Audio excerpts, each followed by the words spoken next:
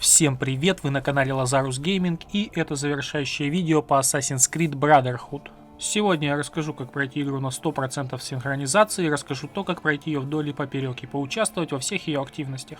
Но, прежде чем мы начнем, хочу попросить вас обязательно смотреть это видео целиком, это очень важно для продвижения видео. Ну и поставить лайк, ведь на создание таких видео уходит около недели времени. Во время прохождения игры было отснято очень много мелких фрагментов. А также для видео с голосом нужно писать сценарий перед записью, и после этого начитывать все это в микрофон, обрабатывать звук, накладывать видео и монтировать. Поэтому поставьте лайк, а в конце, если вам не понравится, вы всегда можете его убрать. Итак, начинаем!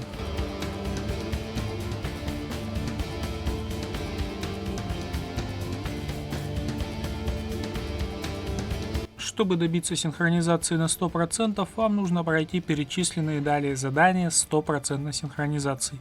А именно, 9 сюжетных последовательностей, 5 заданий логова Ромула. В отличие от второй части игры, делюкс задания тамплиеров не входит в 100% синхронизацию. 8 заданий машин Леонардо, 6 заданий агентов тамплиеров, 12 контрактов на убийство от гильдии наемников, 10 заданий гильдии воров и 10 заданий гильдии куртизанок. Прохождение всех этих заданий есть на канале в соответствующем плейлисте. Ну а теперь перейдем к тому, как попробовать в игре вообще все. Дополнительные задания. 5 воспоминаний Кристины Веспуччи. 2 задания логова тамплиеров для обладателей делюкс издания. 8 заданий бесплатного дополнения «Заговор вокруг Коперника». 8 заданий бесплатного дополнения «Исчезновение да Винчи». Его нужно активировать в Uplay наградах за 0 Uplay коинов. Найти все глифы, а именно 10 штук, и открыть истину объекта 16. Все это тоже есть на канале. Переходим к активностям. Захватить 12 башен Борджиа, открыть 24 точки обзора, собрать 101 флаг Борджиа, 83 из них в мире и 18 логовых Ромула. Награда плащ Борджиа. Собрать 10 перьев, награды нет, но это идет как дань уважения предыдущей серии. Собрать 144 сундука с сокровищами, награды тоже нет. Благо, в отличие от второй части, в продаже у художников есть не только карты сокровищ, но и карты, на которых указано расположение перьев и флагов, но на первых порах игры стоят они недешево. Далее вам нужно восстановить Рим, а для этого надо купить 17 лавок кузнецов, 15 лавок врачей, 12 лавок портных, 10 лавок художников, 10 банков, 9 конюшен, 18 туннелей, 9 зданий воров, куртизанок или наемников на выбор, 8 частей разрушенного акведука, 13 достопримечательностей. Это самые дорогие постройки в игре. Отстроив Рим на 100%, вы получите плащ аудитора. Далее перейдем к убежищу ассасинов на Тиберине. Тут вы можете обустроить свое убежище. Также здесь проходит посвящение рекрутов в ассасины. Всего у рекрутов 10 званий. Новобранец, слуга, помощник, солдат, ученик, наемник, воин, ветеран, мастер. Ну и последнее звание рекрут получает при достижении шкалы опыта до 10 уровня и прохождения посвящения.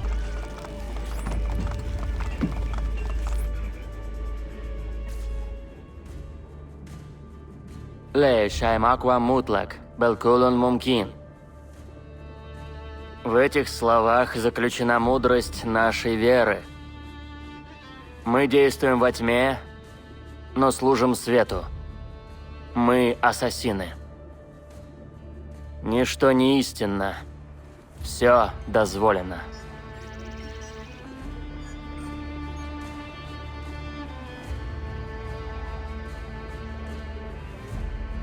После этого он становится ассасином. Также в убежище можно собрать 21 картину, часть которых вы получите за сюжетное убийство ключевых фигур, а вторую часть надо покупать у художников. Собрать 20 частей доспехов, 5 видов доспехов по 4 в каждом. Римские доспехи, доспехи Ронделла, пластинчатые доспехи, доспехи Зойзенховера и доспехи Брута. Чтобы получить доспехи Зойзенховера, вам нужно выполнить задание кузнеца, а чтобы получить доспехи Брута, надо собрать все свитки Ромула в логовых Ромула.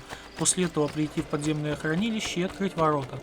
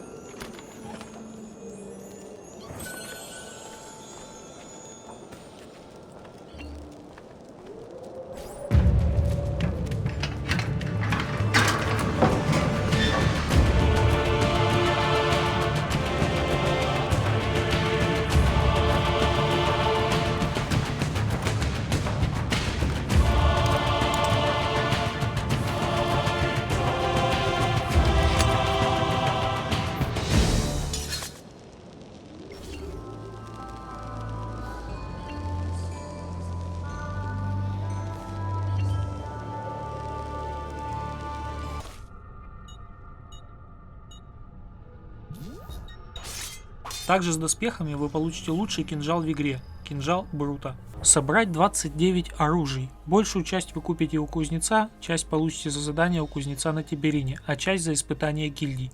Также вы можете купить у кузнеца арбалет, а еще перчатку и отравленные дротики у Леонардо.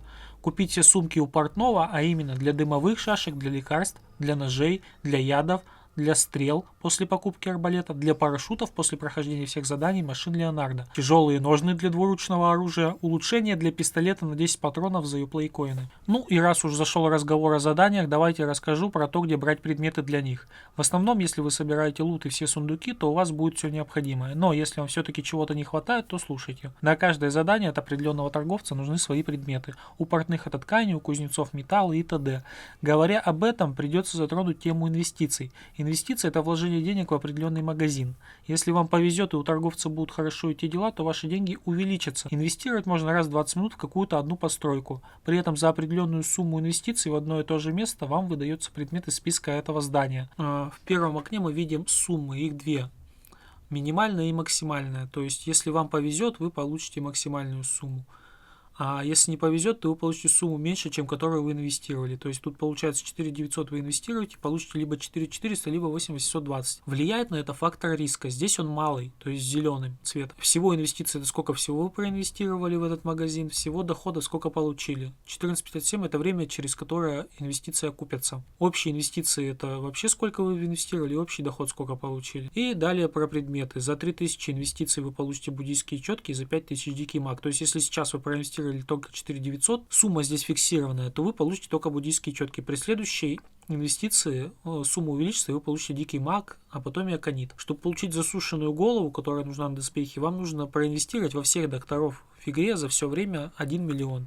Также здесь при нажатии Space вы можете увидеть объяснение, что зеленая это низкая популярность, и серой мало инвесторов, высокая популярность много инвесторов, и все это объясняется. И должен сказать, что инвестиции работают только на лицензионной версии игры, так как синхронизация идет через сервера Ubisoft. Ну и проблемой для вас могут стать две высушенные головы, которые нужны вам на доспехи. Если добывать их инвестициями, вы сможете их добыть очень не скоро, а только после прохождения игры, когда данные доспехи вам уже будут не нужны. Но тут есть решение. Первую голову вы можете найти в логове Ромула Латеранский дворец, справа от входа, за которым лежит свиток. Видео с прохождением есть на канале. Вторую же голову я нашел в сундуке в данной локации. Испытания гильдий. У каждой гильдии, включая вашу, есть свои испытания.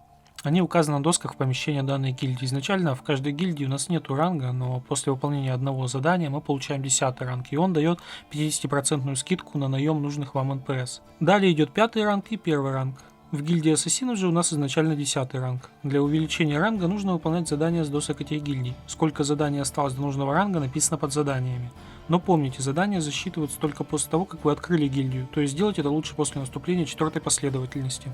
Гильдия наемников. Коснусь только тех пунктов, которые могут быть непонятны. Кто не знает, как выглядят помосты, во 2-й последовательности, когда вы захватываете первую башню по сюжету, там есть помост, на который нужно кинуть стражников. Громилы выглядят вот так.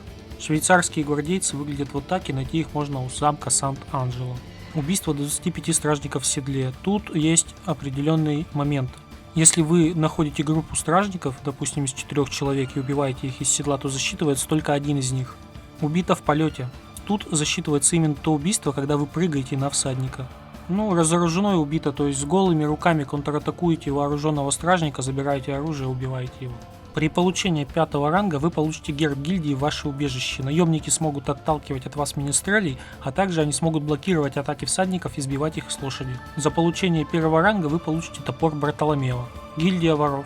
Забег на 300 метров. Ну тут все просто, нужно бежать на 300 метров без остановки, не спотыкаясь и никого не толкая. Совершено 20 прыжков с лошади на балку. Здесь я приведу видео, как это делать. Вам нужно с активным действием, зажатой правой клавишей по умолчанию, нажать несколько раз пробел вблизи балки. И после этого еще раз несколько раз пробел, чтобы он с балки спрыгнул, сразу же запрыгнул. Прыгнуть в воду с высоты не менее 25 метров. В принципе, это можно сделать с башни ассасинов. После прыжка сразу же надо зажать пробел, чтобы Эцио сгруппировался и нырнул в воду. Если он не ныряет, достижение не засчитывается. Но есть и другое место, где вы можете это сделать, видео прилагаю. Пролететь на парашюте в общей сложности 500 метров. Тут нужно понимать, что это не за раз. Вы не пролетите такое расстояние за раз даже с замка Сант-Анджело. Поэтому несколько прыжков с него и испытание будет засчитано. На 5-м ранге вы также получите герб гильдии. Воры теперь, проходя мимо горожан, будут воровать для вас деньги. Также они могут стаскивать всадников с лошади и освобождать ее, либо садиться на нее сами. На 1-м ранге вы получите оружие укус Ля-Вольпа. Гильдия куртизанок. Тут есть несколько пунктов, которые могут у вас вызвать трудности. 20 стражников, находившихся на постах. Это стражники, которые скрещают руки, когда стоят. То есть тогда можно понять, что он на посту. Прилагаю видео, где можно их найти в конце игры даже, где они постоянно стоят и где можно это сделать. Уведено 10 коней без убийства стражника. Просто скидывайте через shift стражника, садитесь на коня и уходите. Ну и остальные пункты, я думаю, не должны будут вызвать никаких проблем. Если есть вопросы, пишите в комментариях, подскажу. На 5-м ранге вы получаете герб, возможность куртизанок отвлекать стражника на лошади, так, чтобы он слез и следовал за ними. Также появится возможность отравлять стражников с помощью куртизанок, когда вы проходите под прикрытием куртизанок мимо стражи. На 1-м ранге вы получите кинжал Марии. Гильдия ассасинов. Ну, тут, в принципе, все понятно. Единственное, 2 поправки я сделаю на то, что нужно именно сначала завязать бой, а потом вызвать ассасинов. Тогда это будет засчитываться. Ну и в основной памяти ассасины рекруты использованы 5 раз. Это значит, что во время сюжета вам нужно их использовать 5 раз. Есть задания, где это предполагается. На 5-м ранге вы не получаете ничего. На 1-м ранге вы получаете герб гильдии и самый лучший меч в игре – меч Альтаира. В игре также есть раздел одежда, в котором хранятся скины и плащи. Всего их, кроме стандартного, 10, но сейчас доступно лишь 8. Это 2 плаща и 6 костюмов скинов. Раньше было доступно еще 2 плаща из второй части серии. Венецианский плащ и плащ Медичи, которые носили чисто косметический характер и получались через игру на сайте Ubisoft Наследие. В данный момент поддержка сайта прекращена и получение данных плащей тоже. Плащ Аудиторы. Известный нам по предыдущей серии плащ семьи Аудиторы, который нам сшила Мария. Только в отличие от второй части, надев данный плащ, вы не будете накапливать известность и, соответственно, попадать в розыск при совершении противоправных действий. Получить данный плащ можно, отстроив Рим на 100%. Плащ Борджиа. Плащ семьи Борджиа. По эффекту аналогичен плащу семьи Аудиторы. Получить можно за сбор 101 флага. Флорентийский дворянин. Одежда, которую носил Эцио, будучи подростком во Флоренции, прежде чем стать ассасином. Покупается в Uplay за 20 Uplay коинов. Доспехи Альтаира. Броня из предыдущей части, которую Эцио получил, собрав все печати в тайниках. Покупается за 20 Uplay коинов. Одежда Альтаира. Стандартный белый балахон из первой части, который носил Альтаир. Покупается за 20 Uplay коинов. Доспехи Гельмшмида. Изначально доступны в игре тем, кто купил делюкс-версию игры. Дезмонд. Скин Дезмонда из 2012 года. Получается при прохождении 8-й последовательности на 100%. Райден. Скин киборга-ниндзя Райдена из игры Metal Gear Solid 4. Так разработчики отдали дань уважения данной игре. Чтобы получить его, надо пройти все тренировочные задания в Анимусе, хотя бы на бронзовую медаль.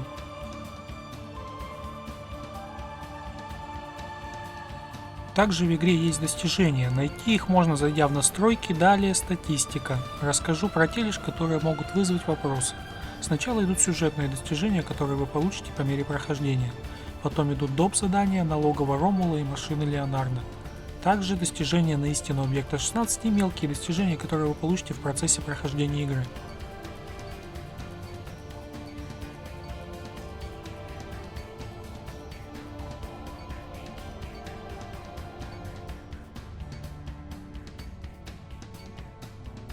Достижение прах к праху.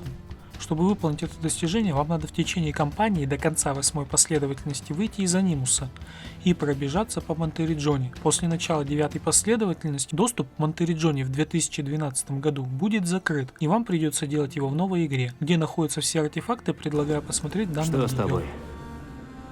Мы застряли в этом подземелье, а на нас идет охота. Здесь мы в безопасности. Не волнуйся так. Надолго ли? Видик не сдастся, я знаю. И мы не сдадимся.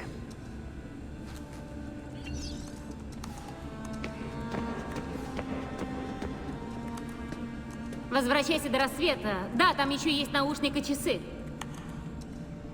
Они? Да, возьми их с собой.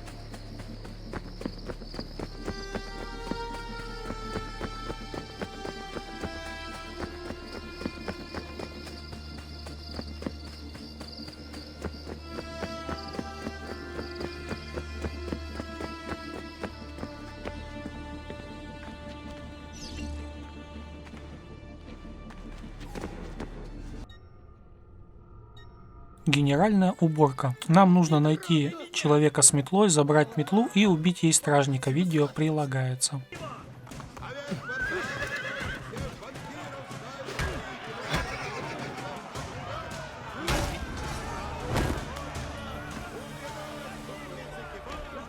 Исполнение желаний. Находим колодец, выбираем деньги, бросаем в сторону колодца эти деньги. Полет орла. Ну, тут никаких проблем, просто забираемся на замок Сант-Анджело и прыгаем с парашютом. Шутки кончились. Для выполнения этого достижения нам нужно открыть все бои в гильдии наемников и на последнем бою, где у нас 5 врагов, поставить самую максимальную ставку и выиграть ее. Вам письмо. Нужно, выйдя из анимуса во время основной кампании, зайти в компьютер и проверить электронную почту. Крепкорукий. Очень глючное достижение, которое работает не со всеми видами оружия, но на данном видео я вам покажу, как его выполнить. Вам нужно найти двуручное оружие и, выбрав стражника, зажав атаку, пустить ее.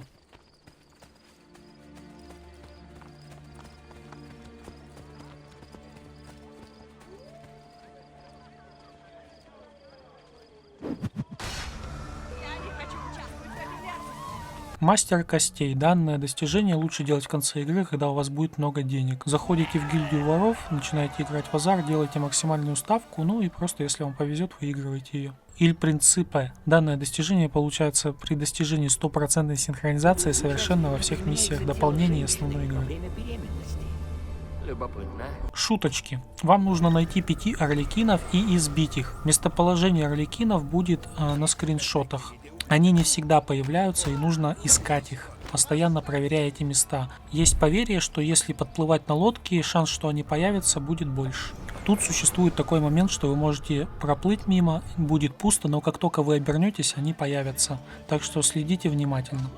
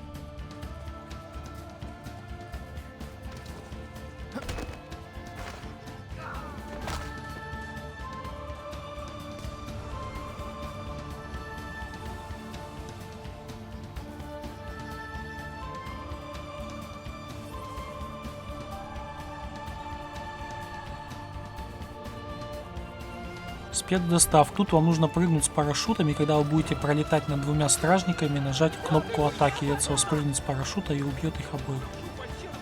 Украсть 5 лошадей, не вылезая из седла. Суть в том, что вы на лошади должны убить стражника, перепрыгнув на другую лошадь. И так 5 раз. Вам нельзя слазить с лошади, пока вы не убьете 5 стражников на лошадях. То есть крадете одну лошадь, ищете другого стражника на лошади, убиваете его, залазите на его лошадь и так на следующего, пока не будет 5 раз. Воздух. Убить стражника, уронив на него мешок с подъемника. Вам нужно найти подъемник и поставить стражника, убегая от него именно на то место, куда падает мешок. На этом достижения заканчиваются, ну и остается только одно. Вы можете отыскать все локации в игре из базы данных. На прохождение всего этого я потратил 36 часов чистого игрового времени и могу на 100% утверждать, что прошел игру на все 100. А сколько времени это заняло у вас? Напишите в комментариях, как много вы прошли в данной части игры. А на этом все. С вами был Лазарус. До новых встреч.